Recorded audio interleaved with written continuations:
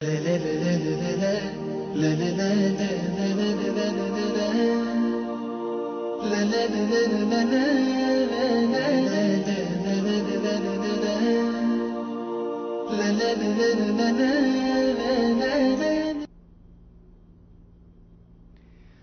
اللہ الرحمن الرحیم. السلام علیکم ورحمۃ اللہ وبرکاتہ. پروگرام ہمارے مہمان میں آپ کو خوش آمدید. ناظرین، اس امید سے اپنے آج کے پروگرام کا ہم آغاز کرتے ہیں کہ اس بابرکت مہینے میں، رحمتوں سے بھرے مہینے میں، آپ کا ہر آنے والا لمحہ جو ہے آپ کی عبادتوں میں، آپ کے اذکار میں، آپ کے ایمان میں، پرہیزگاری میں، تقوی میں اضافے کا باعث بن رہا ہے.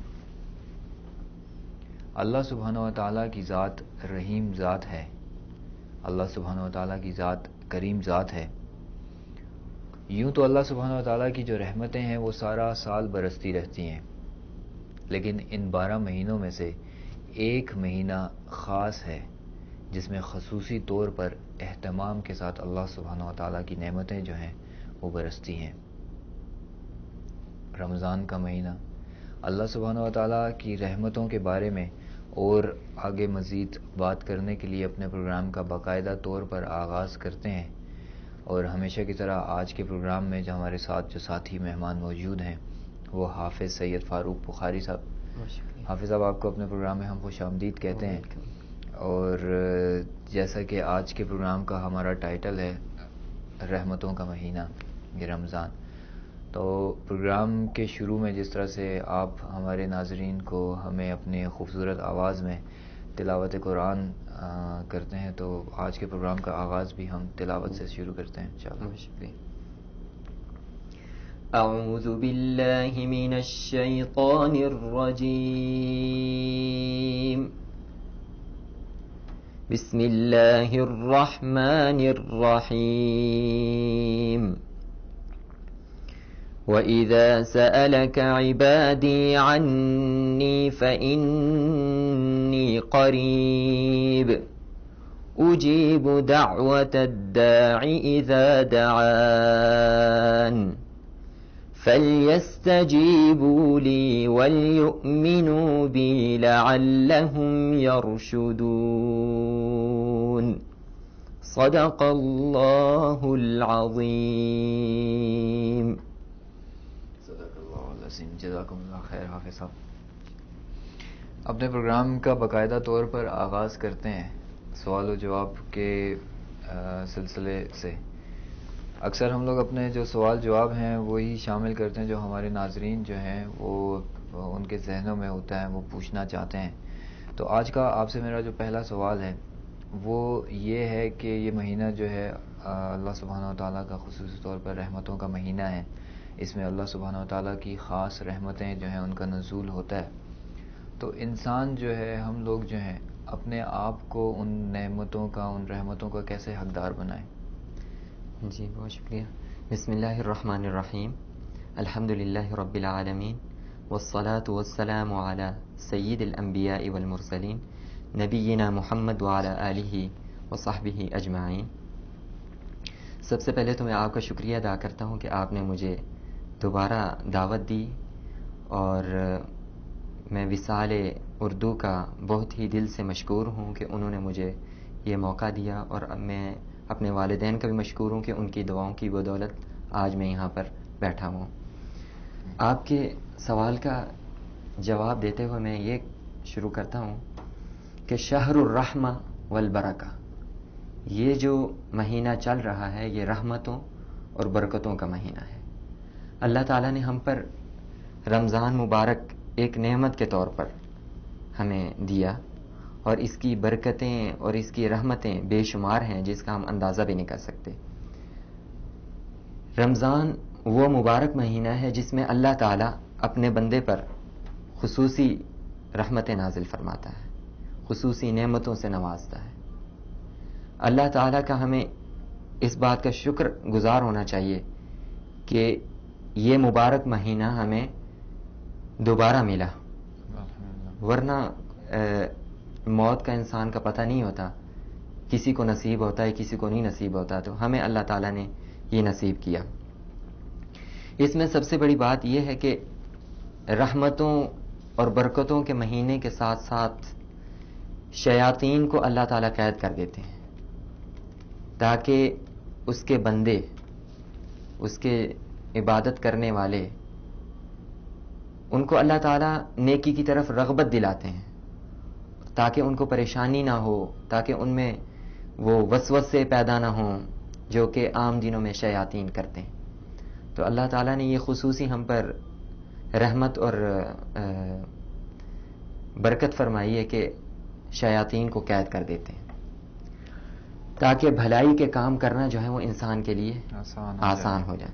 اگر دیکھا جائے تو اللہ سبحانہ و تعالیٰ کی ویسے تو سب اللہ سبحانہ و تعالیٰ کی رحمتیں ہیں انسان کے اوپر، لیکن خصوصی طور پہ شیاطین کا قید کر دینا جی جی یہ ایک بہت بڑی نعمت ہے، اللہ سبحانہ و تعالیٰ کی طرف سے رحمت ہے ہمارے اوپر۔ جی جی اور ایک میں یہاں پر ایک روایت ہے، نبی علیہ الصلوۃ والسلام نے فرمایا اذا کان رمضان فتحت ابواب الرحمہ، کہ جب رمضان کا مہینہ آتا ہے تو رحمت کے دروازے کھل جاتے ہیں، کہ جیسے ہی رمضان کا مہینہ آیا اور رحمتوں کے دروازے کھل گئے، برکتوں کے دروازے کھل گئے، اور بندہ روزے میں اللہ سے مانگتا ہے، اللہ تعالیٰ اس کی سنتے ہیں، افطار کے وقت جو مانگے گا اس کی دعائیں جو ہیں وہ رد نہیں ہوں گی۔ اور سب سے بڑی بات یہ ہے کہ رمضان ایسا رحمتوں کا مہینہ ہے کہ ہم اس کی رحمت کا اندازہ نہیں کر سکتے۔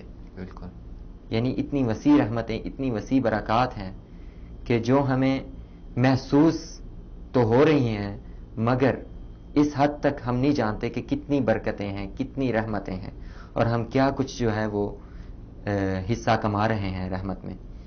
تو دوسری روایت میں کہ نبی علیہ الصلوۃ والسلام نے فرمایا کان رسول اللہ صلی اللہ علیہ وسلم یبشر اصحابہ، نبی علیہ الصلوۃ والسلام اپنے صحابہ کرام کو بتا رہے تھے یقول قد جاءکم رمضان، کہ تمہارے پاس رمضان آیا ہے، شہر رمضان شہر مبارک، یہ جو مہینہ ہے یہ مبارک مہینہ ہے، فرض اللہ علیکم صیامہ، اللہ تعالیٰ نے اس کے روزے تم پر فرض کیے ہوئے ہیں، یعنی اس کے روزے ہم پر فرض کیے گئے۔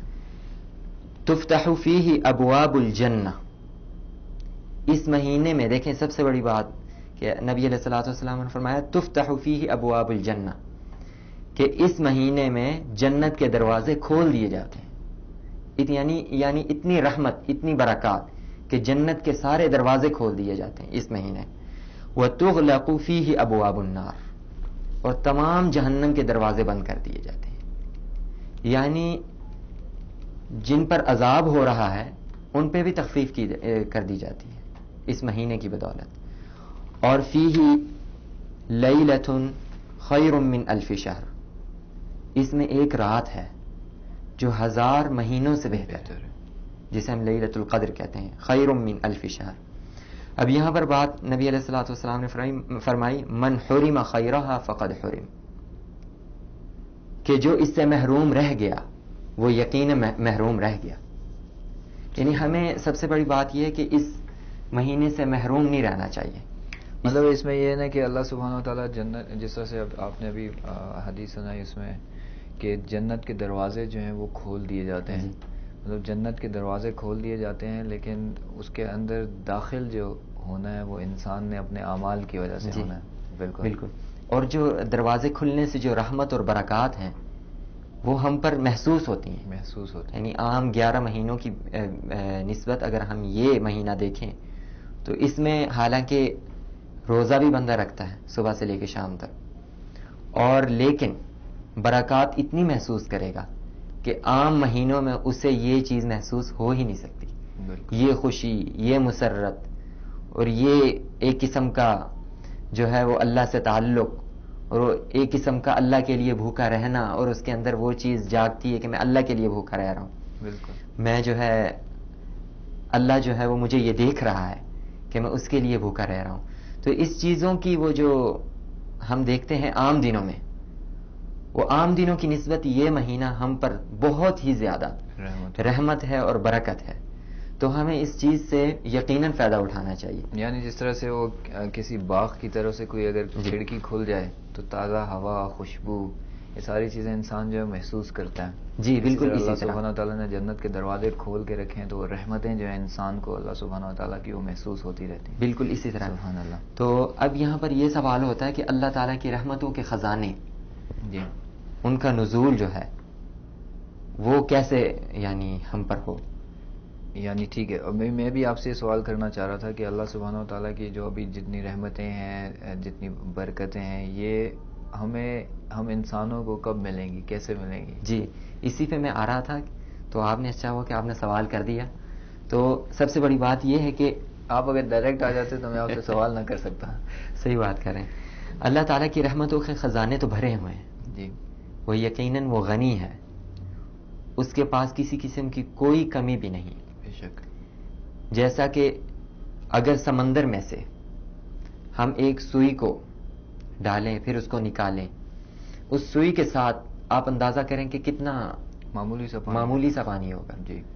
اگر ہم اللہ تعالیٰ سے جتنا چاہیں جی کھل کے مانگیں اور اللہ تعالیٰ ہمیں جو ہے وہ عطا کرے ہماری سوچ سے بھی زیادہ، تو اللہ تعالیٰ کے ہاں اس سوئی جو سمندر میں لگی ہوئی، اس سے جو قطرہ پانی کا لگا ہوا ہے، اس جتنی بھی کمی واقع نہیں ہوگی. یعنی یہ سب سے بڑی بات آپ دیکھیں. اب سب سے بڑی بات یہ ہے کہ رحمتوں کا نزول تو ہو رہا ہے اور نعمتوں کا نزول بھی ہو رہا ہے، ہمیں محسوس بھی ہو رہی ہیں، مگر وہ کون سا ایسے کام ہیں یا وہ کون سا ایسا عمل ہے کہ وہ کر کے ہم اس نعمتوں اور اس جو ہے رحمتوں کے نزول کے حقدار بنیں.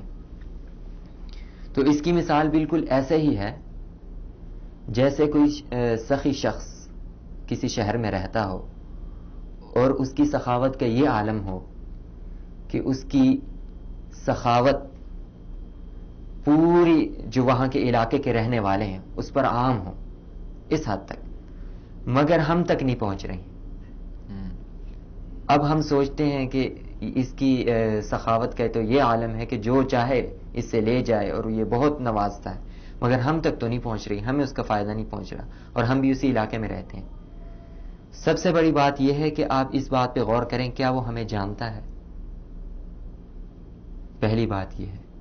یا ہمارے اس سے جو تعلق ہیں وہ اس قسم کے ہیں کہ وہ ہمیں جانتا ہو، یا اس قسم کے تعلق ہوں کہ ہم اس تک رسائی رکھتے ہوں یا ہم اسے جانتے ہوں.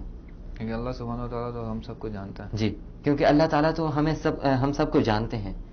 لیکن یہ تو میں ایک مثال دے رہا تھا عام آدمی کی. صحیح. لیکن اللہ تعالیٰ تو ہمیں جانتے ہیں، ہماری حرکتوں سے واقف ہیں، ہماری کرتوتوں سے واقف ہیں. ہم کیا کھائیں گے یہ بھی جانتے ہیں، ہم کیا کر رہے ہیں یہ بھی جانتے ہیں، ہم نے کل کیا کرنا ہے یہ بھی جانتے ہیں، اور ہم نے جو ہمارا جو رزق کل ہم کھائیں گے یہ کس جگہ کھائیں گے، کس کے پاس کھائیں گے، یہ بھی اللہ تعالیٰ جانتے ہیں. یعنی بالکل غیب جو ہم بالکل تصور بھی نہیں کر سکتے یہ بھی جانتے ہیں. اور ہمیں کہاں سے رزق ہمیں مہیا ہوگا یہ بھی جانتے ہیں. ہمیں اللہ تعالیٰ بچوں میں اولاد لڑکی دے گا یا لڑکا دے گا یہ بھی جانتے ہیں. یعنی وہ تمام چیزوں سے واقف ہیں ہماری. اس کے خزانے تو ہم پر وسیع ہیں، اس بات کا کوئی شک نہیں. مگر اس کے باوجود ہم ان کے خزانوں تک یہ تو جانتے ہیں کہ اللہ تعالیٰ کے خزانے وسیع ہیں، مگر یہ کہ اللہ تعالیٰ کے خزانوں میں ہمارا حصہ یعنی ہمیں وہ ملیں، ہم اس سے جو ہے وہ سیراب ہوں، اس کی رحمتوں سے، اس کی برکتوں سے. اکثر اوقات ہم یہ سوچتے ہیں کہ رحمت کا معنی کوئی ایک غیبی سی چیز ہے جو ہم پر ایک قسم کی ہوتی رہتی ہے. تو ہم یہ سمجھتے ہیں کہ رحمت رزق سے شاید وہ کٹی ہوئی ہے، تو اس طرح ہرگز نہیں. رحمت دراصل اللہ تعالی کی آپ پر، وہ چاہے رزق کی صورت میں، اولاد کی صورت میں، اچھے دوستوں کی صورت میں، اخلاق کی صورت میں، یہ سب رحمتیں ہیں. یعنی رحمتوں کا کوئی کنارہ نہیں. تو وہ تو ہمیں لٹا رہا ہے سب کچھ، اور اس کی رحمتوں کے خزانے تو ہم پر وسیع ہیں، اتنے وسیع ہیں کہ ہم تصور بھی نہیں کر سکتے. آسمان اور زمین یعنی اتنا آپ یہ سوچ لیں کہ ایک زمین اس کے سامنے کچھ بھی نہیں، اور اللہ تعالیٰ نے فرمایا کہ قیامت کے دن یہ زمین میری مٹھی میں ہوگی. تو ہم جو کچھ کھاتے ہیں یا جو کچھ پیتے ہیں یا جس کو ہم خزانہ سمجھتے ہیں، ہمارا جو محدود ذہن ہے وہ اس زمین تک ہے، اس دنیا تک ہے، یا آسمان کی کچھ سطح جس تک ہم واقف ہیں اس کو ہم یہ کائنات سمجھتے ہیں، یا ہمارا جو ذہن ہے کہ یہی خزانہ ہے، بس سونا چاندی ہیرے وغیرہ. مگر اللہ تعالیٰ کی اگر آپ اس بات پہ غور کریں کہ اللہ تعالیٰ فرما رہے ہیں کہ قیامت کے دن یہ زمین میری مٹھی میں ہوگی اور جو آسمان ہے یہ میرے ہاتھوں پہ ایسے، تو آسمان بھی اللہ تعالیٰ کے سامنے کتنی چھوٹی سی چیز ہے، معمولی سی، اور ہم اس کے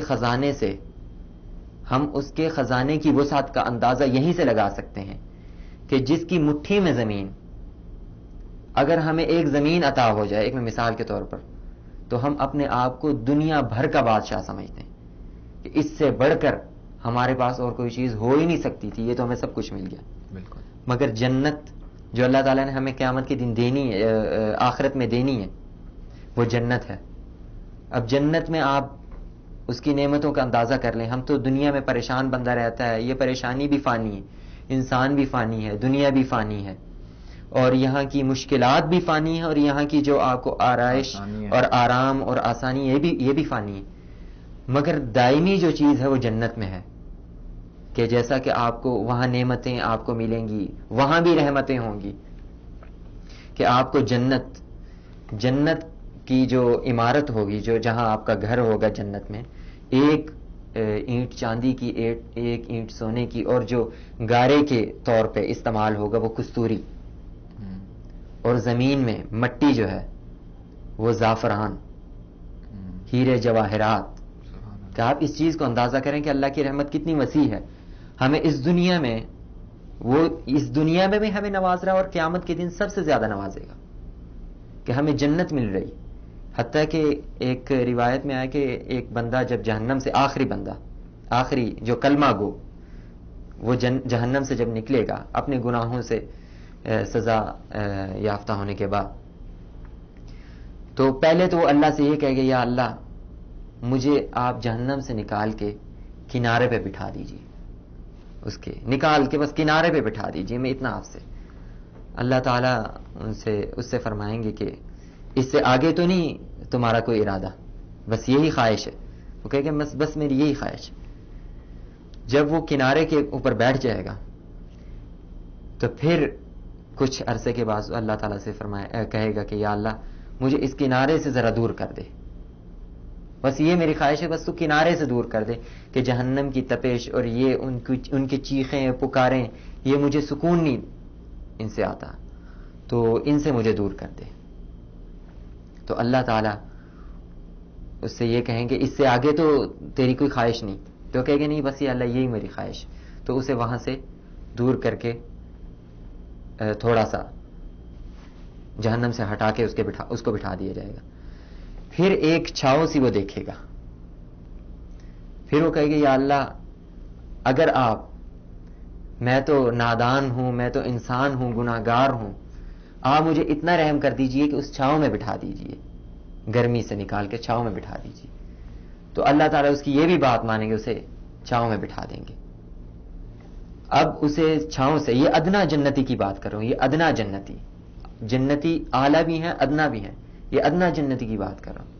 اعلیٰ اور ادنا جنتی جو ہیں وہ اپنے اعمالوں کے اعتبار سے. جی. اب اسے جو ہے ہٹا کے وہ جنت کے پاس، جہاں سے جنت کی جو ہے وہ خوشبو آ رہی ہوگی، اور اسے جو ہے وہ آوازیں آ رہی ہوگی، اور طرح طرح کے وہ مسرت محسوس کر رہا ہوگا اور خوشبو اور ٹھنڈک محسوس کر رہا ہوگا. تو اللہ سے پوچھے گا یا اللہ یہ کیا چیز ہے؟ یہ اللہ تعالیٰ فرمائیں گے یہ جنت ہے. تو پہلے تو خاموش ہو جائے گا کہ اب میں نے وہاں سے کنارے کی بات کی، پھر وہاں سے بات کی، پھر یہاں پہ بات کی، تو اب میں کہوں کہ مجھے جنت. تو پھر اللہ سے کہے گی یا اللہ میں یہ نہیں کہہ رہا کہ مجھے جنت میں داخل کرو، مجھے جنت کے پاس پہ رکھ دو بس، تاکہ ان سے میں وہ خوشبوئیں اور وہ خوشیوں کی آوازیں اور یہ چیزیں میں محسوس کر سکوں، مجھے بس پاس کر دیجئے. تو اللہ تعالیٰ اسے پاس کر دیں گے.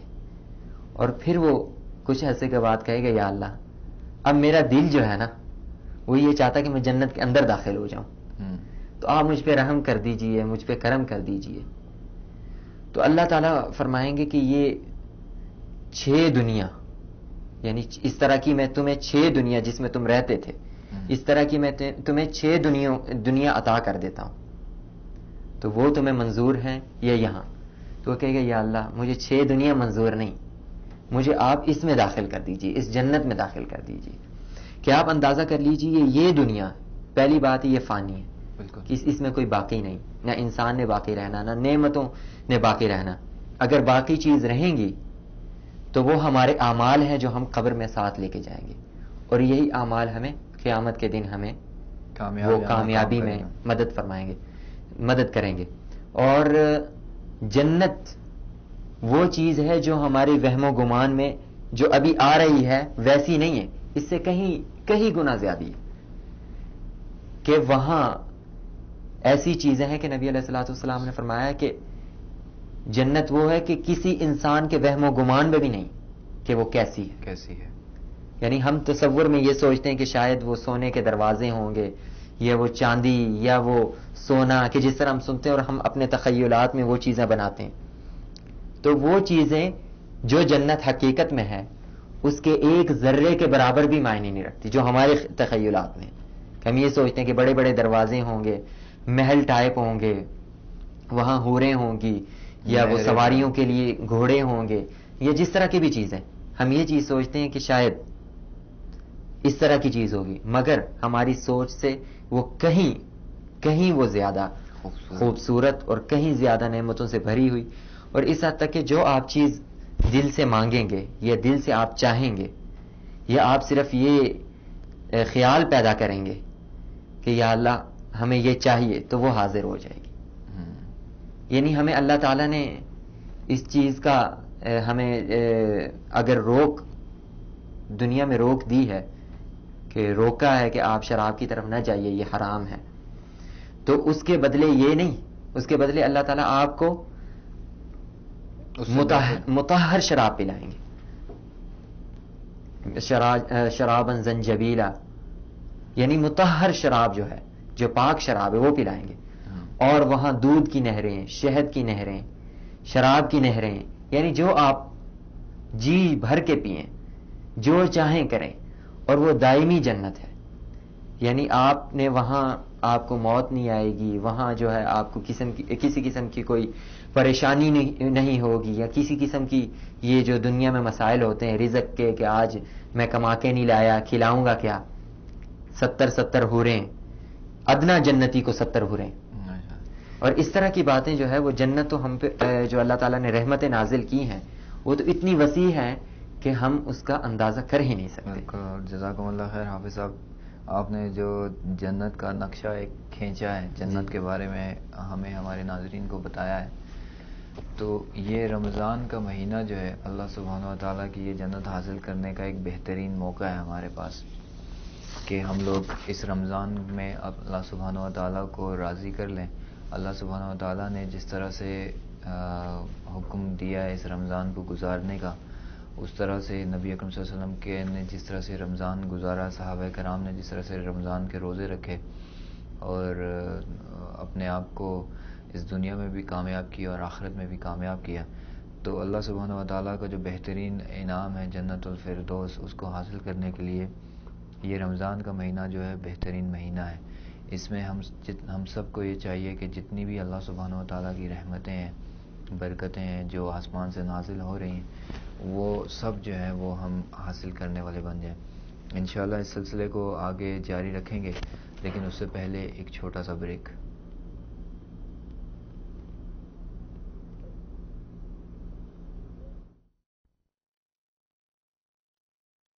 ایک میں ہی نہیں ان پر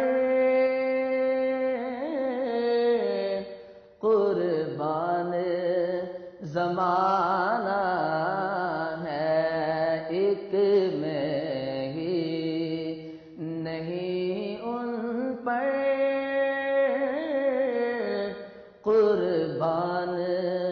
زمانہ ہے جو رب دو عالم کا محبوب یگانہ ہے جو رب دو عالم کا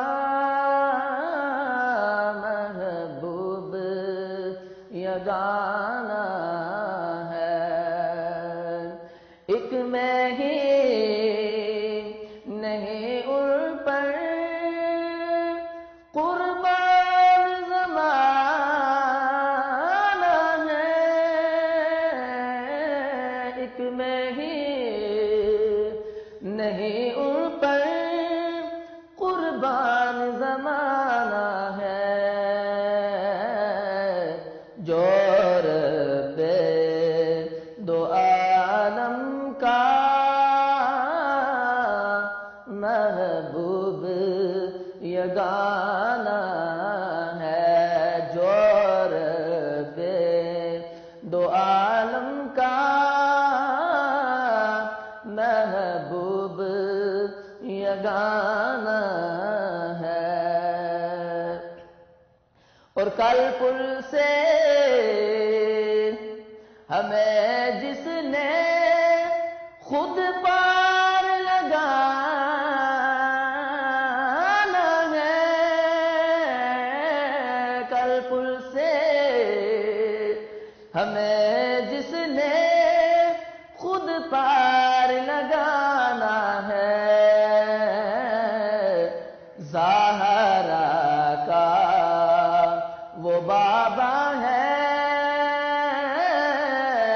حسنین کا نانا ہے زہرا کا وہ بابا ہے حسنین کا نانا ہے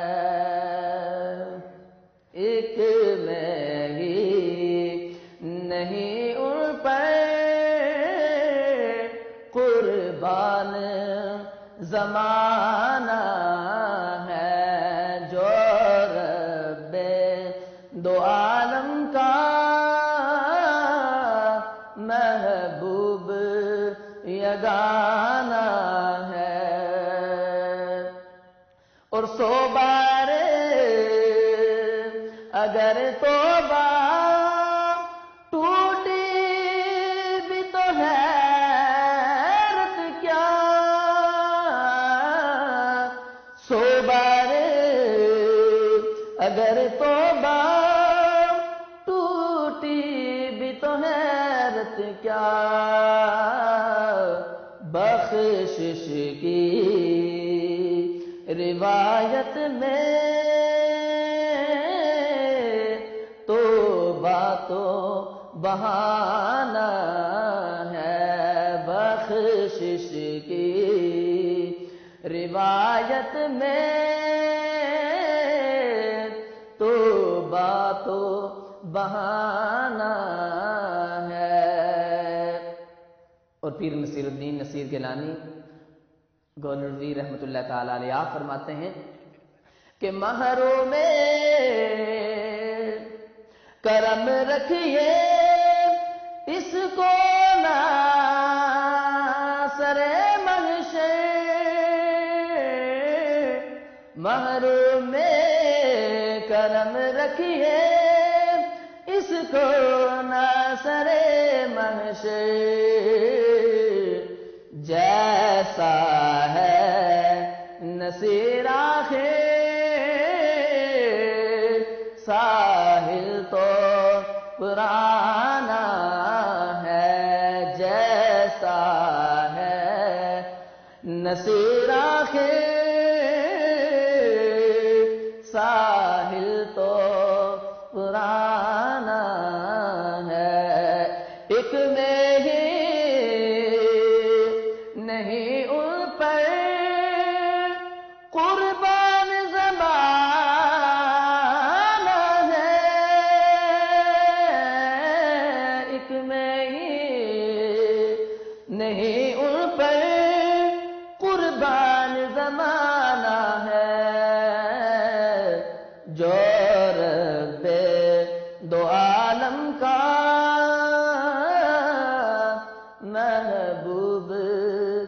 یگانہ ہے جو رب دو عالم کا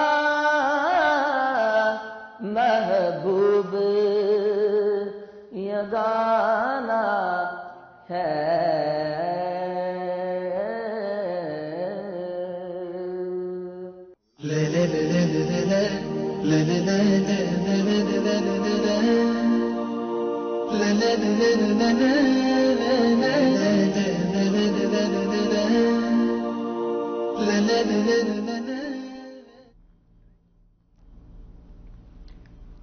جی ناظرین آپ کو دوبارہ سے ہم اپنے پروگرام میں خوش آمدید کہتے ہیں.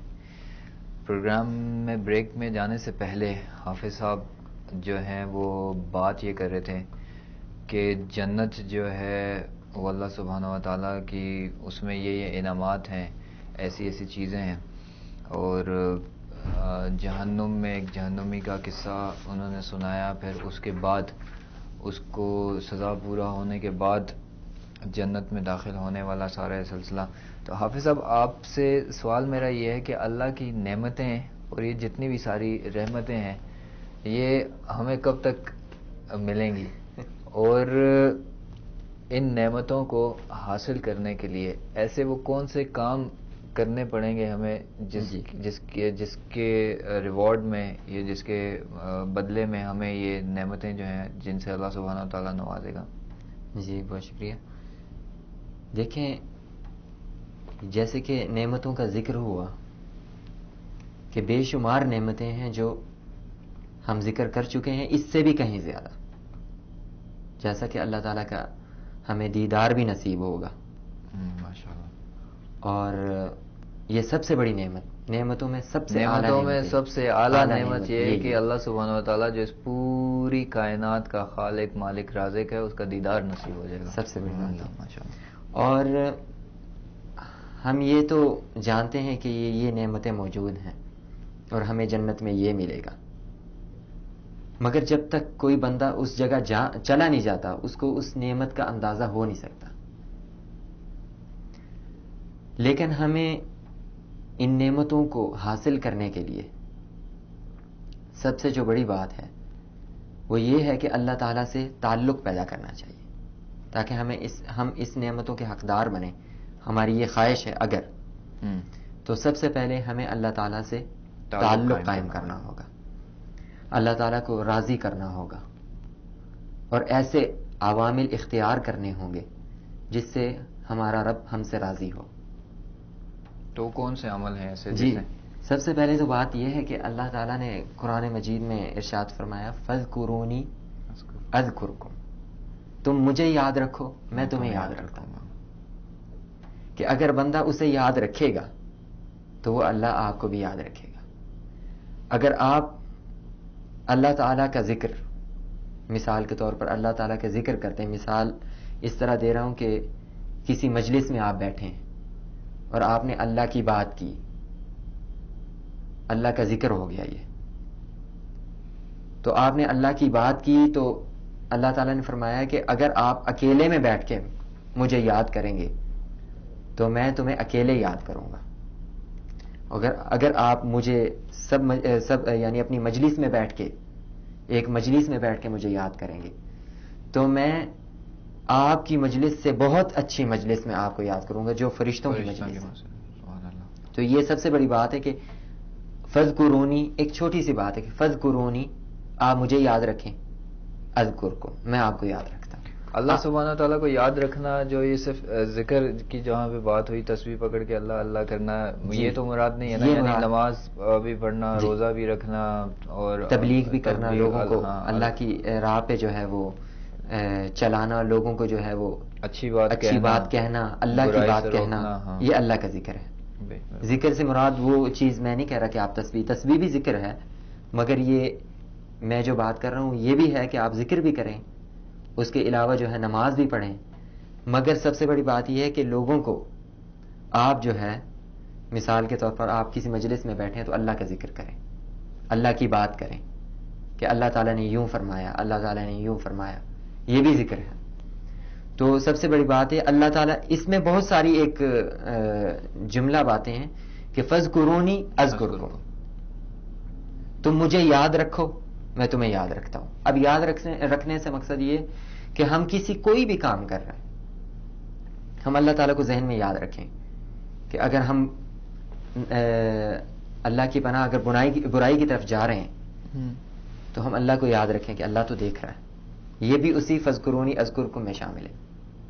تو جب آپ اللہ کو یاد رکھیں گے اللہ تعالیٰ آپ کو بھی یاد رکھے گا، کیونکہ ہمیں تو جو بھی کام ہے جو بھی ہمارے مسائل ہیں وہ تو حل تو اسی نے کرنے نا. بے شک ہم تو خود اس قابل نہیں کہ ہم اللہ تعالیٰ کے جو بنائے ہوئے جو اللہ تعالیٰ نے ہمارے کام کرنے وہ ہم خود ہی کر لیں، ہم اس قابل نہیں.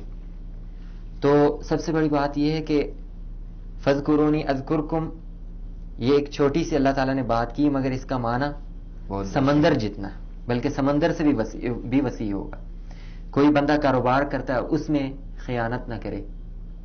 کوئی بندہ راستے میں چل رہا ہے تو مثال کے طور پر وہ اگر پتھر راستے میں پڑا ہوا یا کوئی جو ہے وہ رکاوٹ پڑی ہوئی ہٹا دیتا ہے اس نظر سے کہ اللہ تعالیٰ جو ہے وہ مجھے اس کا اجر دے گا، یا یہ ہو کہ کوئی اللہ کا بندہ جو ہے وہ اس سے ٹھوکر جو ہے اس کی لگ کے وہ گر نہ جائے، نقصان نہ ہو جائے. تو سب سے بڑی بات یہ ہے اسی میں وہ آگے فذکرونی اذکرکم، اس وقت بھی آپ اللہ کو یاد کر رہے ہیں کہ کہیں اللہ کا بندہ ٹھوکر سے اس کو نقصان نہ پہنچے. یہ وہی یاد ہے جی. یا آپ کھانا کھا رہے ہیں، کھانے سے پہلے آپ نے بسم اللہ پڑھی تو یہ بھی اللہ کا ذکر ہے کہ آپ ذکر کر رہے ہیں. کھانے کے وقت بھی آپ اللہ کو یاد کر رہے ہیں. جیسا کہ ایک بچہ تھا نبی علیہ الصلوۃ والسلام کے دور میں، تو سب سے وہ بھاگا ہوا آیا اور نبی علیہ الصلوۃ والسلام یعنی سارے بیٹھے کھانا کھا رہے تھے، تو اس بچے نے ہاتھ وہ کھانے کے اندر ڈالا تو نبی علیہ الصلوۃ والسلام نے ہاتھ پکڑ لیا، فرمایا کہ پہلے بسم اللہ پڑھو پھر کھانا کھاؤ. یعنی اس میں بھی نبی علیہ الصلوۃ والسلام نے ہمیں یہ تعلیم دی کہ اللہ کو یاد کر کے پھر کھانا کھاؤ. جب کھانا آپ نے کھا لیا تب بھی آپ اللہ کو یاد کریں. یعنی سب سے بڑی بات یہ ہے. اور رہی بات یہ کہ ہمیں کوئی بھی کام کرنا چاہیے تو اللہ کی یاد سے کرنا چاہیے، بسم اللہ الرحمن الرحیم سے کرنا چاہیے، کیونکہ بسم اللہ الرحمن الرحیم یہ بھی اللہ کا ذکر ہے، اللہ کی یاد ہے. ہم کہہ رہے ہیں کہ میں شروع کرتا ہوں اللہ تعالیٰ کے نام سے جو مہربان اور رحمت والا ہے. میں یہ بات کر رہا ہوں اور یہ اللہ کا ذکر کر رہا ہوں اور اللہ کی مدد مانگ رہا ہوں اور اللہ کی رحمت اللہ سے طلب کر رہا ہوں کہ وہ رحیم ذات ہے، رحمان ہے. یہ مشکلوں میں آپ کی مددگار ہے اور اندھیرے میں یہ آپ کی روشنی ہے. یہ بسم اللہ الرحمن الرحیم. اور کھانا کھاتے وقت ہم اللہ کو یاد کریں جیسا کہ ہم بسم اللہ الرحمن الرحیم. اگر ہم مثال کے طور پر بھول جاتا ہے بندہ، ایک بات ہے کہ بندہ بھول گیا ایک انسان ہونے کی وجہ سے، تو نبی علیہ الصلوۃ والسلام فرمایا کہ وہ کھانے کے درمیان پڑھ لے بسم اللہ وعلی برکت اللہ، بسم اللہ اولہ و آخرہ، کھانے سے پہلے بسم اللہ وعلی برکت اللہ، اور کھانے کے درمیان اگر پہلے بھول چکا ہو تو بسم اللہ اولہ و آخرہ وہ یوں پڑھے. یعنی اللہ تعالیٰ نبی علیہ الصلوۃ والسلام نے ہمیں اس حد تک فرمایا کہ اگر آپ پہلے اللہ کی یاد بھول بھی گئے ہیں تو کوئی بات نہیں، آپ درمیان میں یاد آئے تو درمیان میں آپ اللہ کو یاد کر لیجیے. یعنی مسلمان کے لیے اتنی بڑی نعمت ہے، اتنی بڑی خوش قسمتی ہے کہ وہ کھانے کے وقت بھی اللہ کو یاد کر رہا ہے، وہ چلتے وقت بھی اللہ کو یاد کر رہا ہے. اسی لیے ہمارے اکابر اور علماء کرام کہتے ہیں کہ چلتے وقت یا بیٹھتے وقت سنتوں پر عمل کریں، کہ جب آپ سنتوں پر عمل کریں گے تو آپ کے یقیناً ذہن میں ایک تو ثواب ملے گا، دوسرا اللہ کی یاد ہمیشہ آپ کے اندر رہے گی کہ میں چل رہا ہوں اور سنت کے مطابق چل رہا ہوں. کہیں وہ اس طرح نہ چل رہا ہو کہ تکبر کے ساتھ یا وہ زمین پر آواز دے کے نہ چل رہا ہو. یعنی ہمیں ہر قسم کے آداب اسلام نے سمجھائے، اور ہر ادب میں اللہ کی یاد ہے، ہر ادب میں اللہ کی یاد ہے. تو اس لیے ہمیں ایسے عوامل اختیار کرنے ہوں گے جس میں اللہ کی یاد ہو، اللہ سے تعلق ہو، اور جب ہم اللہ سے تعلق قائم اس وقت ہو سکتا ہے جب ہمیں اللہ کی یاد ہو. اور اگر ہم یہ چاہتے کہ رمضان اور اس کے علاوہ بھی اللہ کی رحمتیں ہم پر عام ہوں تو ہمیں ان باتوں پر توجہ دینی ہوگی اور کچھ کام کرنے ہوں گے کہ جو اللہ کی طرف ہمیں متوجہ کر دیں, جو اللہ کی طرف ہمیں لے کے جائیں. بالکل. تو اس طرح پر ہمیں جو ہے وہ غور کرنا چاہیے. جزاکم اللہ خیر حافظ صاحب. اچھا, یہ جس طرح سے آپ نے ابھی ذکر کیا کہ کچھ ایسے کام ہیں, کام وہ کریں تاکہ ایسے کام جو اللہ سبحانہ و تعالیٰ کے قریب ہمیں کریں اور اللہ کو یاد کریں, جتنا ہم اللہ کو یاد کریں گے اللہ اس سے بہتر محفل میں ہمیں یاد کرے گا. لیکن اب جس طرح سے آپ نے پروگرام کے شروع میں بات کی کہ رمضان کے اس بابرکت مہینے میں شیاطین جو ہیں ان کو قید کر دیا گیا جی, لیکن اس کے باوجود ایک نفس جو ہے وہ انسان کے ساتھ جڑا رہتا ہے. جی, کھانے پینے کے معاملات میں بھی دیکھ لیں کہ روزہ رکھا ہوا ہوتا ہے, کھانے پینے کی کوئی چیز آتی ہے تو بہت سے لوگ جو ہیں بھوک پیاس برداشت کر نہیں سکتے, روزہ نہیں رکھتے اور بہت سے جو ہیں برائیوں کے کاموں میں پڑے رہتے ہیں. تو انسان اپنے آپ کو یہ جو نفس ہے اس کے شر سے کیسے بچا سکتا ہے؟ جی, سب سے بڑی بات یہ ہے کہ انسان جو ہے وہ اسی نفس کی وجہ سے گناہوں کی طرف اور برائی کی طرف جاتا ہے. جی, نبی علیہ الصلوۃ والسلام نے فرمایا کہ یہ جو دل کا, اس کا مفہوم یہ کہ یہ جو دل ہے اگر یہ آپ کے بس میں ہے, آپ کے کنٹرول میں ہے, یہ ٹھیک ہے تو آپ بالکل ٹھیک ہے. یعنی وہی نفس ہے جو بندے کو برائی کی طرف لے جانے کی کوشش کرتا ہے. جی, تو اس کے بارے میں ایک حدیث شریف میں دعا بھی آئی ہے کہ نبی علیہ الصلوۃ والسلام نے فرمایا کہ یا حی یا قیوم برحمتک استغیث اصلح لی شأنی کلہ ولا تکلنی الی نفسی طرفۃ عین. اس کا ترجمہ یوں ہے کہ اے زندہ اور قائم رہنے والے, تیری رحمت کے سبب فریاد کرتا ہوں کہ میرے کاموں کی اصلاح فرما دے اور پلک جھپکنے تک, یہ دیکھیں اس بات پہ آپ غور کریں کہ پلک جھپکنے تک بھی مجھے میرے نفس کے حوالے نہ کر. یعنی اتنا ہمیں یہ بتایا گیا کہ نفس یعنی اتنی سی کہ آپ پلک جھپکنے تک بھی اگر آپ نفس کے حوالے اپنے آپ کو کریں گے تو وہ کوئی نہ کوئی آپ کو کسی نہ کسی برائی میں دھکیل دے گا. بالکل. تو نبی علیہ الصلوۃ والسلام نے فرمایا کہ یا اللہ ہمیں پلک جھپکنے تک بھی ہمارے نفس کے حوالے ہمیں نہ کر, ہمیں بچا. کیونکہ ہمیں اللہ تعالیٰ سے ایک تو مدد مانگنی چاہیے تاکہ اللہ تعالیٰ کی رحمت ہم پر جو ہے وہ غالب آئے. اور سب سے بڑی بات یہ ہے کہ یعنی ایک لمحے سے بھی اتنا فرق پڑتا ہے کہ اب ہم سوچیں کہ ایک لمحے کے لیے اگر ہم نفس کے حوالے ہو جاتے تو کیا خطرہ ہے. یعنی ایک لمحہ ہی تو ہے, اس سے ہمیں کیا مشکل ہوگی, یا ہمیں اس سے کیا مسائل درپیش ہو سکتے ہیں, یا ہم ایک لمحے میں کون سی ایسی برائی ہے جو ہم کر سکتے ہیں. بندہ سوچتا ہے ایک لمحہ ہی تو ہے, کہ نبی علیہ الصلوۃ والسلام ایک لمحے کے لیے بھی. تو اگر ہم دماغ اپنا گھمائیں تو یہ پتہ لگے گا کہ ایک لمحے میں بندہ اس آنکھ سے کسی غیر محرم کو بھی دیکھ سکتا ہے, ایک لمحے کے لیے. ایک لمحے, اور اس کا نقش جو ہے وہ پھر اس کا نقش جو ہے وہ تو آپ میں بیٹھ گیا.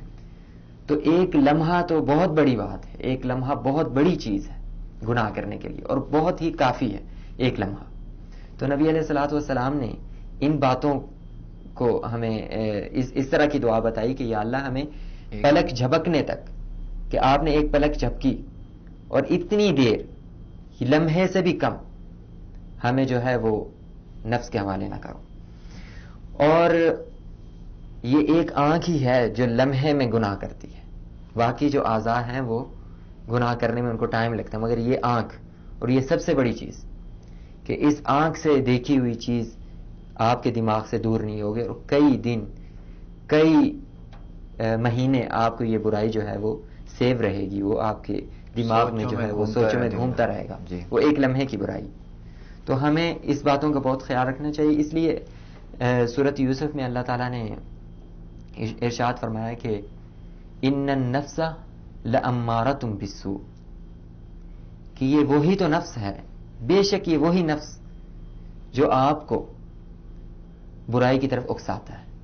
یعنی مسلسل جو اللہ تعالیٰ نے ہمیں اس دنیا میں بھیجا ہے امتحان کے لیے کہ آپ اس امتحان میں پاس ہوں اور آخرت میں ہم آپ کو اس کا جو ہے وہ صلہ دیں.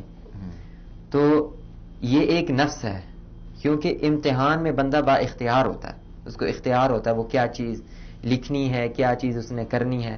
اللہ تعالیٰ نے ہمیں اختیار دیا ہوا جی کہ آپ کا حساب کتاب جو ہے وہ قیامت کے دن جو ہے وہ لیا جائے گا. لیکن سب سے بڑی بات یہ ہے کہ وہ نفس ایک ایسی چیز ہے جو بندے کو، انسان کو گناہوں کی طرف متوجہ کرتا رہتی ہے.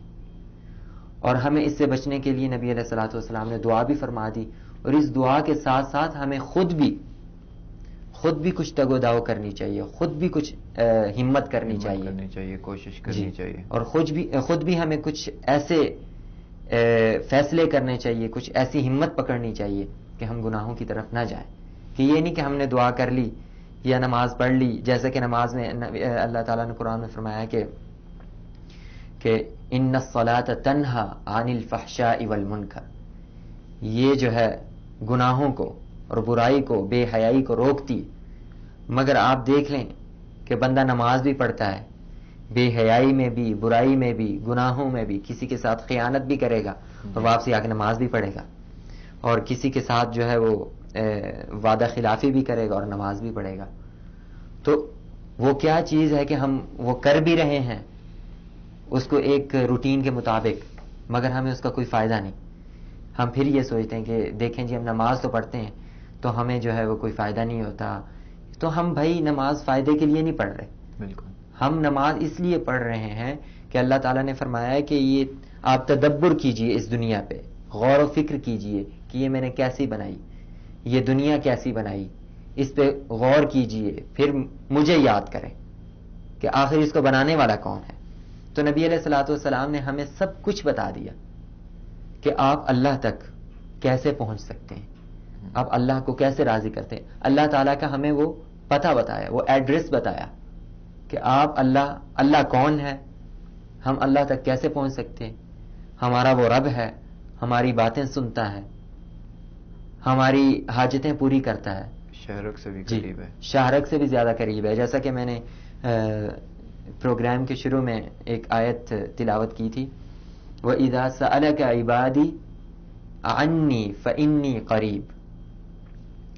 اگر ایک سوالی، وَإِذَا سَأَلَكَ عِبَادِي عَنِّي فَإِنِّي قَرِيب، کہ اگر نبی علیہ الصلوۃ والسلام کو فرمایا جا رہا ہے کہ اگر کوئی آپ سے پوچھے عبادی میرا بندہ، تو اسے کہہ دیجئے عنی فإنی قریب، کہ میں اس سے بہت زیادہ قریب ہوں. اجیب دعوت الداعی اذا دعان، وہ جب مجھ سے مانگتا ہے تو میں اسے عطا کرتا ہوں. فلیستجیبوا لی. اب اس پہ میں تھوڑا سا اپنے انداز میں یوں کہوں گا کہ کچھ میری بھی تو مانو. فاستجیبوا لی، کچھ میری بھی تو مانو. ولیؤمنوا بی، اور مجھ پر ایمان بھی تو لاؤ. لعلہم یرشدون. اب اس میں یہ ہے کہ کچھ میری بھی تو مانو، یعنی اللہ تعالیٰ کو آپ ہماری ضرورت نہیں، ہم مانیں یا نہ مانیں، اللہ کو یہ ضرورت نہیں، کیونکہ اللہ کو اگر عبادت کرنے، ہم سے عبادت کرنا ہی مقصود ہوتا کہ ہم عبادت اللہ کی کریں، اللہ کو یہ مقصود ہوتا تو اس کی عبادت کے لیے وہ فرشتے کافی تھے، بالکل، جو اس کی دن رات ہر لمحے عبادت کر رہے ہیں، ہر لمحے اس کا جو ہے وہ ذکر کر رہے ہیں. لیکن ہم پر اللہ تعالیٰ نے احسان فرمایا کہ ہمیں جو ہے وہ انسان بنایا، اشرف المخلوقات بنایا، سب مخلوقات میں افضل بنایا. اب اللہ تعالیٰ یہ فرما رہے ہیں فاذکرونی اذکرکم. ایک تو یہ اللہ تعالیٰ نے فرمایا مجھے یاد رکھو، میں تمہیں یاد رکھ رہا ہوں. دوسرا یہ وَإِذَا سَأَلَكَ عِبَادِي عَنِّي فَإِنِّي قَرِيب. اب یہ سب سے بڑی بات ہے کہ ہم اللہ کو پکاریں اور اللہ ہمارا سن رہا بات. یعنی یہ بھی نہیں کہ ہم واسطے سے جائیں یا کسی کو کہیں کہ ہماری اللہ سے بات کرا دو. نہیں، اللہ کہہ رہا میری سنو، مجھے یاد کرو، میں تمہیں یاد کروں، میں تمہاری سنتا ہوں اور تمہاری دعائیں قبول کرتا ہوں. مگر کیا فاستجیبوا لی، کچھ میری بھی مانو. جیسا کہ برائی سے آپ اجتناب کیجئے اور کیا کہتے ہیں، نماز پڑھیں، گناہوں سے بچیں، کچھ نیک اعمال کریں, کچھ نہ کچھ تو کریں نا. یعنی دن بدن آپ میں وہ کمی نہیں آنی چاہیے, اضافہ آنا چاہیے. اگر آپ نے مثال کے طور پر کچھ انسان نمازوں میں کوتاہی کر جاتے ہیں, تو آپ 5 وقت کی نماز تو یوں ہے کہ ان الصلاۃ کانت علی المؤمنین کتابا موقوتا, یہ تو فرض ہے نا, لکھ دیا. مگر انسان ہونے کے ناطے اگر کسی نے نماز اس سے قضا ہو گئی, یا اس نے چھوڑ دی, یا اس سے کچھ پرابلمز کی وجہ سے, یا کوئی نادانی کی وجہ سے, آپ اسے قضا کر لیں اور پھر اسی راستے پہ آئیں اضافے کے ساتھ کہ اگر آپ نے آج کے دن ایک اچھا عمل کیا تو کل دوسرا کرنے کی کوشش کریں. اگر کل دوسرا کر لیا, 2 کر لیے, تو تیسرا کرنے کی کوشش کریں. یہ نہ ہو کہ آج آپ نے 1 کیا تو, یا کل آپ نے 2 کیے تو کہیں گے جی آج میں نے 1 کرنا. یعنی آپ پیچھے کی طرف نہ آگے کی طرف چلتے جائیں. اور اس میں سب سے بڑی بات یہ ہے کہ ہمیں نفس کی باتوں سے بچنا ہوگا. یعنی جو ہمیں نفس بہکاوا دے رہا ہے اس سے ہمیں بچنا ہوگا. وسوسے تو آتے ہیں, شیطان تو وسوسہ ڈالتا ہے. یعنی شیطان ہم سے کام کروا نہیں لیتا, وہ صرف وسوسہ ڈالتا ہے. اس کی مدد نفس کرتا ہے اس وسوسے سے, اور وہ نفس ہمارے دل کو وہ پیغام بھیجتا ہے, اور ہمارا دل وہ کام کرنے کو چاہتا ہے. کیونکہ جو بات دل میں آ گئی وہ تو آپ نے کرنی. مگر ہم اگر نفس سے, ہمیں یہ پتہ چل جائے کہ نفس ہمارا دشمن ہے اور یہ ہمیں برائی کی طرف بھیج رہا ہے, اور ہمیں تھوڑا بہت علم بھی ہو کہ یہ برائی ہے, یہ گناہ ہے, تو ہمیں اس سے بچنا چاہیے. نفس سے ہی بچنا چاہیے, نفس کے شرور اور فتنوں سے بچنا چاہیے, کیونکہ وہ وسوسوں کو ایکسیپٹ وہی کر رہا ہے. بالکل. اگر ہم نفس سے بچ جاتے ہیں تو ہم تک آگے پیغام ہی نہیں پہنچے گا, اور ہم آگے برائی کی طرف متوجہ بھی نہیں ہوں گے, اور ہم گناہ کی طرف جانے کا سوچیں گے بھی نہیں. تو اس کے لیے ہم اپنے دل کو مضبوط کریں, اپنے دماغ کو مضبوط کریں. جی, دماغ اور دل کو مضبوط کریں, اور یہ ذہن میں بٹھا لیں کہ اللہ تعالی, یا پھر کوئی ایسی جگہ ڈھونڈیں کہ جہاں اللہ نہ ہو. ہاں جی, کہ رب جہاں دیکھ نہ رہا ہو. ایسی تو کوئی جگہ نہیں. ہمیں یہ معلوم ہے, اگر ہمیں اس بات کا یقین ہے کہ اللہ تو ہمیں ہر جگہ دیکھ رہا ہے, تو پھر جو ہے ہمیں ان باتوں سے قطعی طور پر ان گناہوں میں داخل نہیں ہونا چاہیے, اور گناہوں سے بچنا چاہیے, اور نفس سے خصوصی طور پہ بچنا چاہیے, کیونکہ اللہ تعالیٰ نے صاف ہم کو پیغام دے دیا. یہ ایک بات ہے کہ اگر ہمیں کوئی پیغام نہ ہوتا تو ہم کہہ سکتے ہیں جی ہمیں پتہ نہیں تھا, یا ہمیں پڑھایا نہیں گیا تھا, یا ہمیں اس چیز کا علم نہیں تھا, اگر ہوتا تو ہم یوں کر لیتے. جس طرح سے اکثر پیپرز میں کوئی کویسچن آتے ہیں جو آ نہیں رہا ہوتا تو کہتے ہیں یہ تو بک میں تھا ہی نہیں ہے, تو ٹیچر نے پڑھایا ہی نہیں ہمیں. جی, اب اس میں یہ ہے کہ انسان جو ہے وہ نفس کی طرف اگر مائل ہو جاتا ہے, اور یہ بھی آیت اللہ تعالیٰ نے آپ کو بتا دی ہے اس آیت کے اندر کہ ان النفس لامارۃ بالسوء, کہ یہ جو نفس ہے یہ آپ کو برائی کی طرف اکساتا ہے. یعنی آپ کو پتہ بھی لگ چکا ہے, آپ کو بتا بھی دیا گیا, آپ کو آگاہ بھی کر دیا گیا, اور آپ جان بھی چکے ہیں. اس کے باوجود پھر آپ کیسے اس پہ پردہ ڈالیں گے؟ آپ پھر کیسے کہہ سکتے ہیں کہ نہیں جی میں آج گناہ کر لوں گا, چلے کوئی بات. پھر یہ بھی سوچیں نا کہ اگر آپ کا کوئی بہت ہی قریبی دوست ہے, یا بہت آپ کا جاننے والا ہے, یا کوئی بہت ہی آپ کے محترمین میں سے ہے, محترم لوگوں میں سے ہے, تو آپ کوئی گناہ یا کوئی برا آپ کام کریں تو آپ یہ سوچیں گے کہ یہ میں برا کام کر رہا ہوں تو یہ کیا سوچے گا, یہ میرے بارے میں کیا سوچے گا, میں کس طرح کر سکتا ہوں, ارے بھائی میں بچوں اس سے, یہ مجھے دیکھ رہا ہے. وہ تو ایک انسان ہے جو اس وقت تک دیکھ رہا ہے جس کی نظر بھی محدود ہے, کہ اگر وہ اپنی نظر اس طرف گھما لے تو وہ آپ کو نہیں دیکھ سکتا. جی, مگر ایک ہمارا رب جو ہماری ہر چیز دیکھ رہا ہے, ہم اگر کھا رہے ہیں وہ جانتا ہے کیا کھا رہے ہیں, یہ بھی جانتا ہے کہ ہم نے آگے کرنا کیا, یہ بھی جانتا ہے. پھر بھی اگر ہم برائی کی طرف, کیونکہ یہ نفس ہمیں اختیار ہے کہ ہم برائی کی طرف جائیں, فَأَلْهَمَهَا فُجُورَهَا وَتَقْوَاهَا, کہ اللہ تعالیٰ نے فرمایا میں نے آپ کے اندر فجور اور تقوی دونوں چیزیں ڈال دی ہیں, آپ کے اندر الہام کر دی ہیں. چاہے جس کو اختیار کریں آپ. یہ اختیار انسان کو دے دیا اللہ یہ اختیار انسان کو اللہ تعالیٰ نے دے دیا. اگر اللہ تعالیٰ انسان کو اختیار نہ دیتا تو پھر یہ حساب کتاب، یہ جو قیامت کے دن یہ حساب کتاب ہو گیا، اس چیز کا جواز نہیں بنتا. اللہ تعالیٰ نے آپ کو اختیار دیا، لیکن سب سے اہم اور سب سے رحمت والی بات اور نعمت والی بات یہ ہے کہ اللہ تعالیٰ نے ہماری دماغ یعنی ہمارے سوچنا اس پہ کوئی قید نہیں لگائی.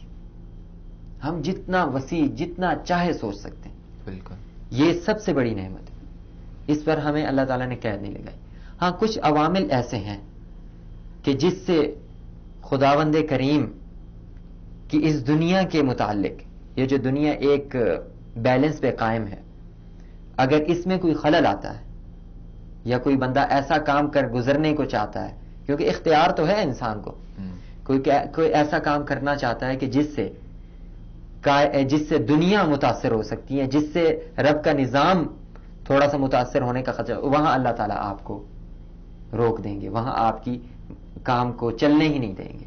کیونکہ یہ دنیا ایک بہت ہی ایک باریک اور بہت ہی ایک عجیب قسم کے بیلنس پہ قائم ہے کہ چاند سورج وہ اپنے مدار کے گرد گھومتے رہتے ہیں. گھوم رہے ہیں، اور دنیا اپنے کام کر رہی ہے، سورج اپنا کام کر رہا ہے، ستارے اپنا کام کر رہے ہیں، چاند اپنا کام کر رہا ہے، ہر کائنات کی مخلوق اپنا اپنا کام کر رہی ہے. مگر ہمیں ابھی تک اپنا کام پتہ ہی نہیں، اور پھر بتا بھی دیا جائے پھر ہم غور بھی نہیں کرتے کہ ہمیں کہا بھی جا رہا ہے ان النفس لامارۃ بالسوء، خبردار بھی کیا جا رہا ہے کہ دیکھ لو یہ جو نفس ہے بے شک یہ تمہیں برائی کی طرف اکساتا ہے. اس کے باوجود ہم جو ہے بیٹھے رہتے ہیں جی وہ بھائی اب کیا کریں، وہ انسان ہے، انسان غلطیوں کا پتلا ہے. وہ یہ انسان بے شک غلطیوں کا پتلا ہے، مگر اللہ تعالیٰ نے آپ کو اختیار بھی دیا ہے اس گناہ سے بچنے کے لیے. بالکل بتایا بھی ہے کہ یہ نفس آپ کو بہکاتا ہے، تاکہ کل آپ یہ نہ کہیں کہ اللہ تعالیٰ کو یا اللہ ہمیں اس چیز کا پتہ نہیں تھا اور ہم نے یہ بات کر دی. تو اللہ تعالیٰ نے ہم پر یہ بہت بڑا احسان کیا ہے کہ بتا کے قرآن مجید ہمیں اور نبی علیہ الصلوۃ والسلام کی احادیث اور پھر نبی علیہ الصلوۃ والسلام کی سنتوں کو بھرا ہوا ایک ہمیں ہدیہ پیش کیا اللہ تعالیٰ نے کہ ہم اس پہ چلیں، ہم جو ہے سنتوں پہ چلیں، ہم احادیث پہ غور کریں اور ان کو مانیں، اور قرآن پڑھیں اور اس کو مانیں اور اس پہ عمل کریں. قرآن صرف پڑھنے کی چیز نہیں ہے، بالکل اس کو سمجھنا اور اس پہ عمل کرنا. اگر ہم یہ پڑھ لیں ان النفس لامارۃ بالسوء، اس سے اب میں حساب تو نہیں لگایا میں نے، اس کے جتنے آپ کو ثواب ملیں وہ تو مل چکے، اور رمضان کی برکت اور رحمت سے یہ اور کئی گنا اس میں اضافہ ہو چکا ہے. لیکن اس کا صرف پڑھنا ہی ہمارے لیے مقصود نہیں، اس پہ عمل کرنا اور اس چیز کو سمجھنا. قرآن مجید جو اللہ سبحانہ و تعالیٰ نے پڑھنے کے لیے نہیں، زندگی کے اندر لانے کے لیے، اس پہ عمل کرنے کے لیے، کامیابی کے لیے عطا فرمایا. جی جزاکم اللہ خیر. حافظ صاحب ٹائم تھوڑا سا مختصر ہے، ایک بریک لینی ہے ہم نے، بہت شکریہ. تو بریک لیتے ہیں، اس کے بعد آ کے پھر انشاءاللہ آپ کے یہ جو ہیں ساری چیزیں اس سے کنٹینیو بھی کریں گے اور آپ سے قرآن بھی تھوڑا سا سنیں گے انشاءاللہ. ناظرین ایک چھوٹی سی بریک پہ چلتے ہیں، اس کے بعد انشاءاللہ پھر افطار کا ٹائم بھی قریب ہو جائے گا، افطار کا ٹائم بھی قریب ہے، انشاءاللہ پھر آپ سے دوبارہ ایک بریک کے بعد ملاقات ہوگی.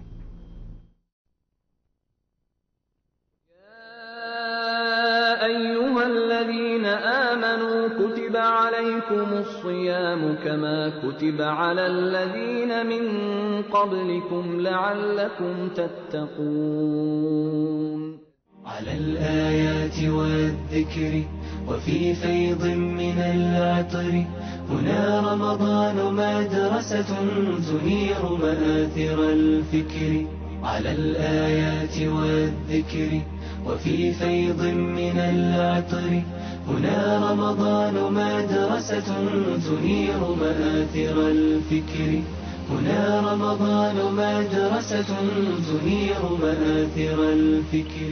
ارشاد خداوندی ہے، رمضان وہ مہینہ ہے جس میں قرآن نازل کیا گیا جو انسانوں کے لیے سراسر ہدایت ہے اور ایسے واضح تعلیمات پر مشتمل ہے جو راہ راست دکھانے والی اور حق و باطل کا فرق کھول کر رکھ دینے والی ہیں. لہٰذا اب سے جو شخص اس مہینے کو پائے اس کو لازم ہے کہ اس پورے مہینے کے روزے رکھے۔ اور جو کہ مریض ہو یا سفر پر ہو تو وہ دوسرے دنوں میں روزوں کی تعداد پوری کرے۔ اللہ تعالیٰ تمہارے ساتھ نرمی کرنا چاہتے ہیں، سختی کرنا نہیں چاہتے، اس لیے یہ طریقہ تمہیں بتایا جا رہا ہے تاکہ تم روزوں کی تعداد پوری کر سکو۔ اور جس ہدایت سے اللہ تعالیٰ نے تمہیں سرفراز کیا ہے اس پر اللہ تعالیٰ کی کبریائی کا اظہار و اعتراف کرو اور شکر گزار بنو۔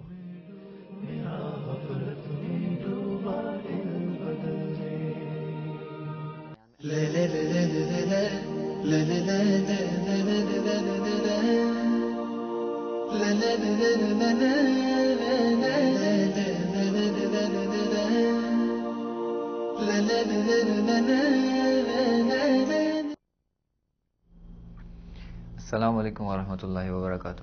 ناظرین، اپنے پروگرام میں ایک بار پھر آپ کو خوش آمدید کہتے ہیں۔ بریک پہ جانے سے پہلے حافظ صاحب سے بات ہو رہی تھی رحمتوں کے بارے میں، نفس، خصوصی طور پہ نفس کے بارے میں، جس طرح سے نفس جو ہے انسان کو کیسے بہکاتا ہے اور اس سے کس طرح سے انسان بچ سکتا ہے۔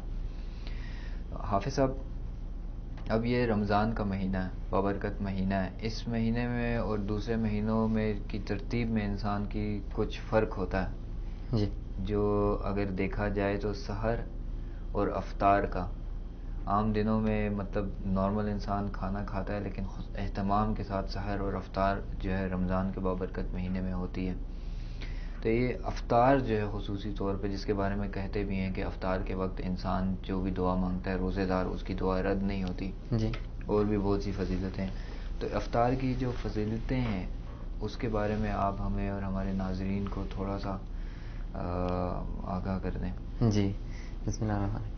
جی دیکھیں، افطار کے بارے میں روح البیان علامہ سیوطی رحمۃ اللہ علیہ نے فرمایا کہ افطار کی فضیلت ارشاد فرمانے کے بعد فرمایا ہے کہ اس مہینے کا، یعنی اس کی فضیلت تو آپ اس سے اندازہ کر سکتے ہیں نا کہ افطار کے وقت جو بھی آپ اللہ تعالیٰ سے دعا مانگیں وہ رد نہیں ہوگی۔ یعنی آپ اللہ تعالیٰ سے جو بھی مانگیں وہ اللہ تعالیٰ رد نہیں کرے گا۔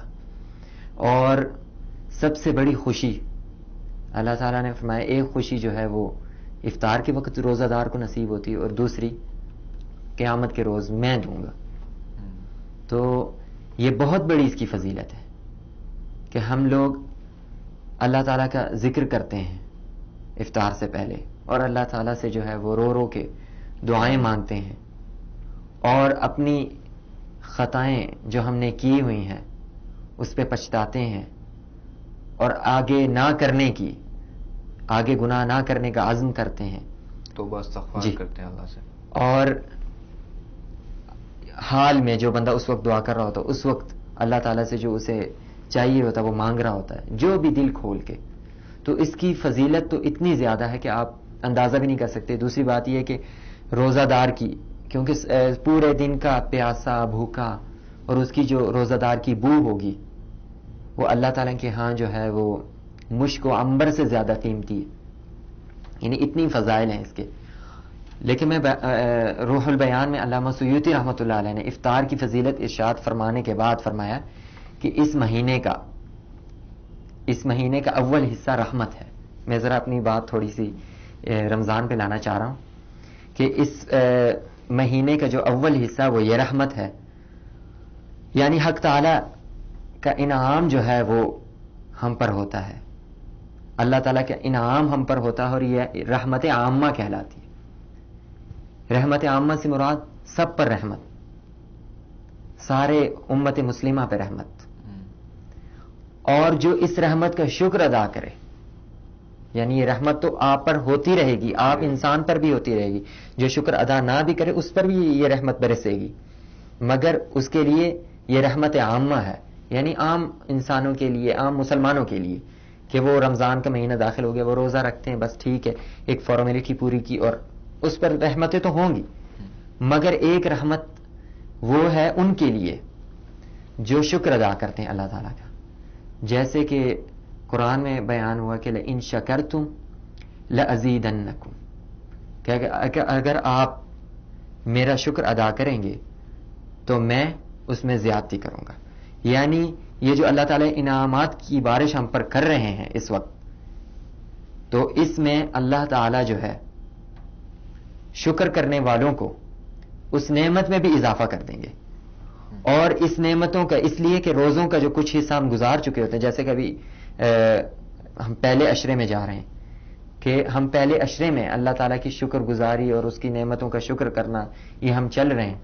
تو اللہ تعالیٰ ہمیں جو دوسرا عشرہ ہے، اس جو ہم نے اللہ تعالیٰ کا شکر ادا کیا ہے، تو درمیانی حصے سے مغفرت سے اکرام کرتے ہیں. یعنی درمیانی حصہ جو ہے وہ مغفرت ہے، کہ ہماری مغفرت، ہمارے گناہوں کی جو ہے وہ گناہوں کا ختم ہونا، جو ہم نے گناہ کیے ہوئے ہیں ان سے جو ہے وہ ہمیں پاک کرنا، یعنی تمام یہ اکرام اللہ تعالیٰ ہمارا کر رہے ہیں کہ ہم نے جو پہلے عشرے میں شکر ادا کیا یہ اس کا اکرام ہے، یہ وہ نعمت ہے ہمیں عطا ہو رہی. تو اس کا معاوضہ اور اکرام جو ہے وہ مغفرت کے ذریعے اللہ تعالیٰ ہم سے جو ہے وہ شروع کرتے ہیں.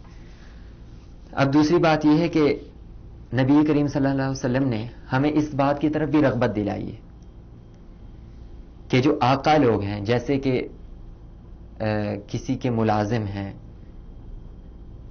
کہ ملازموں کو ان پر روزے میں یعنی زیادہ کام ان پہ نہ ڈالیں، ان پہ جو ہے وہ رحمت کریں، ان پہ جو ہے وہ رحم کریں، کیونکہ وہ جو غلام ہیں یا وہ جو ملازم ہیں وہ بھی روزہ دار ہیں. بالکل.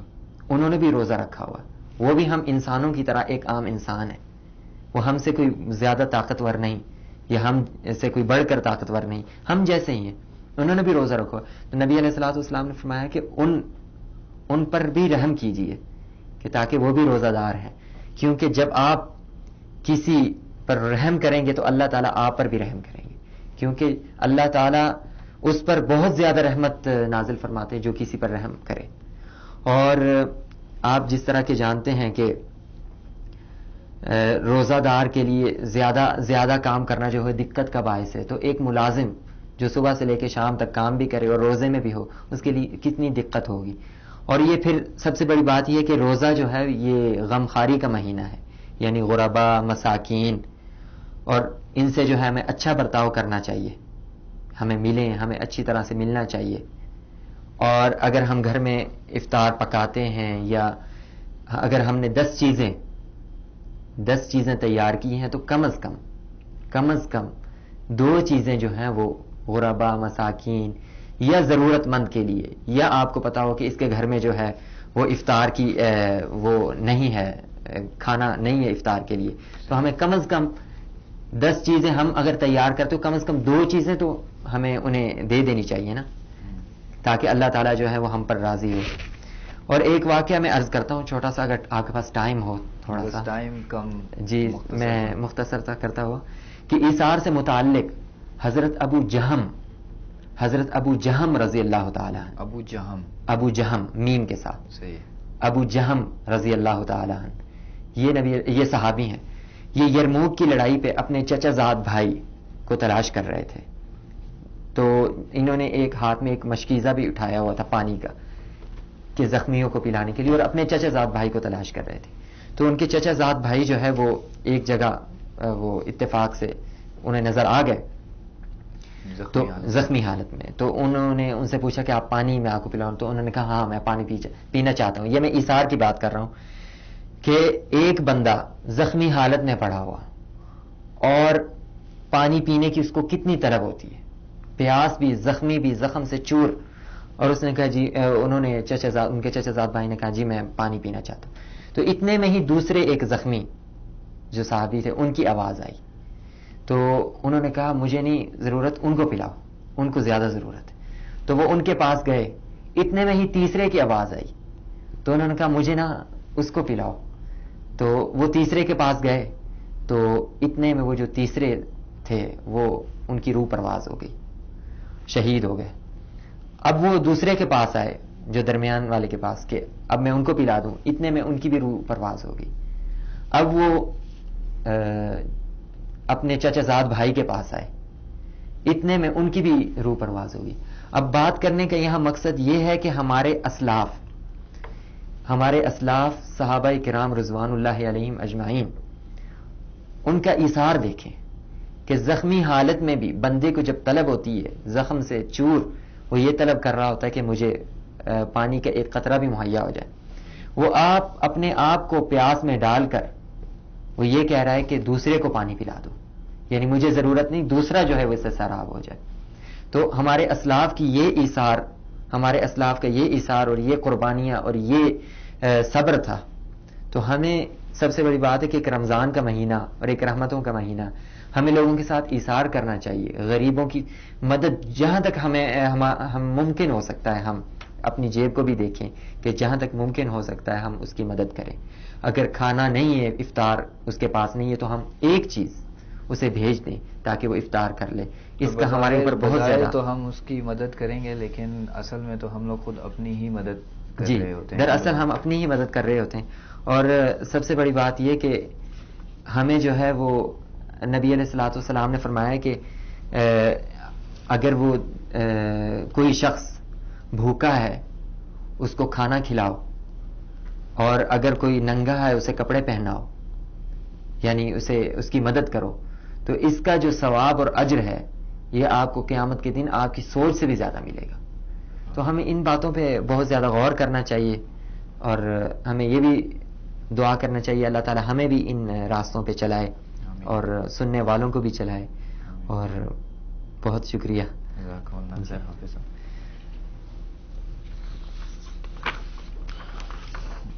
اچھا حافظ صاحب، اس سے پہلے کہ ہم لوگ اپنا پروگرام جو ہے وہ